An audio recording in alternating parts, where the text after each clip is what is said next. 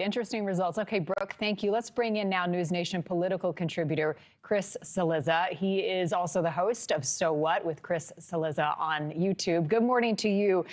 Do you put much weight on these elections as a read of the tea leaves at this point? Well, first of all, you always rather win elections than lose elections, right? And you'd always rather overperform than underperform. I put some stock in it, Marni, in the sense that this is the first sort of big election night since Donald Trump's second term in office. Two special election in the House, a statewide election in a swing state like Wisconsin. So it's not nothing. And for Democrats, look, I would just look and say, we lost two districts in Florida by about half as much as Donald Trump won them in November. We won a statewide election in a swing state by 10 points in a state that Donald Trump won by about 1. And it's in keeping with lots of other results we've seen down ballot state Senate races, state House races so far this year. So it suggests to me that as of April 2nd, the wind is at Democrats' back a bit. But I think you have to be very careful. We're 18 months from the next midterm election. Lots can change. Turnout will be higher in 2026, November 2026, than it was in April 2025. So, I think for Democrats, they haven't had much good news since November. This is a bit of good news, but you have to be careful not to overread it. I think a lot of people, Chris, seem surprised by the amount of money that was spent in this Wisconsin judicial race. I mean, setting records, a historic race. Democrats won that in this election. It brings to question the impact of Elon Musk and whether or not his White House power and influence has an expiration date. Looking at Tesla sales, they fell in the first 3 months of the year.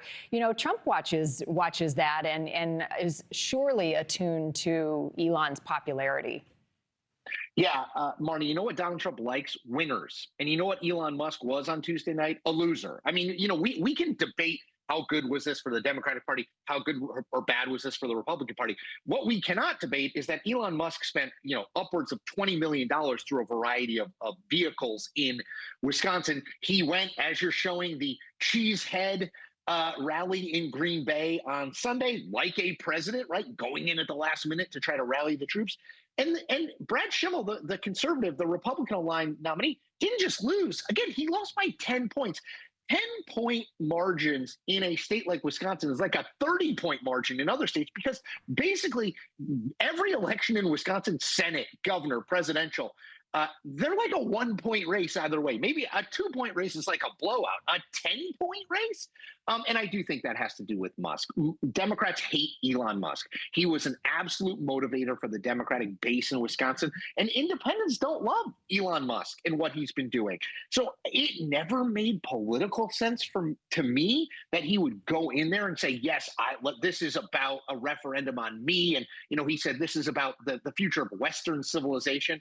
He is not a politician. I know he spent a ton of money in 2024. Donald Trump credits him with helping him win Pennsylvania. I'm just skeptical about Elon Musk's sort of political antennae. And I do think this will, at some level, diminish him in the eyes of Donald Trump. Again, Donald Trump sees we're very, very black and white. There are winners and there are losers. And today, Elon Musk is a loser. And how much, Chris, is it also a reflection, perhaps, of the DOGE cuts? While many Americans support it, there is some uncertainty around the cuts and how they've gone about it. Certainly for Democrats, Marni, remember, an election like this is a low turnout election, right? April of an off year. It's going to be low turnout, which means it's usually a battle of base versus base.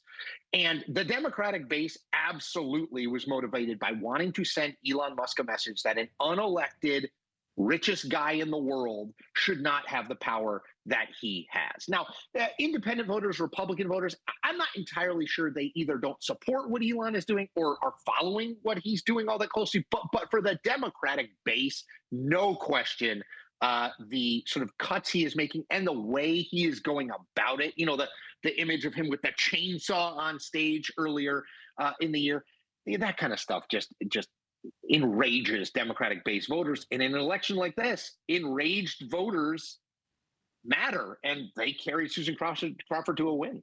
Thanks for watching, everybody. Go to joinnn.com to find NewsNation on your television provider. Also, don't forget to click that red subscribe button below to get more of NewsNation's fact-driven, unbiased coverage.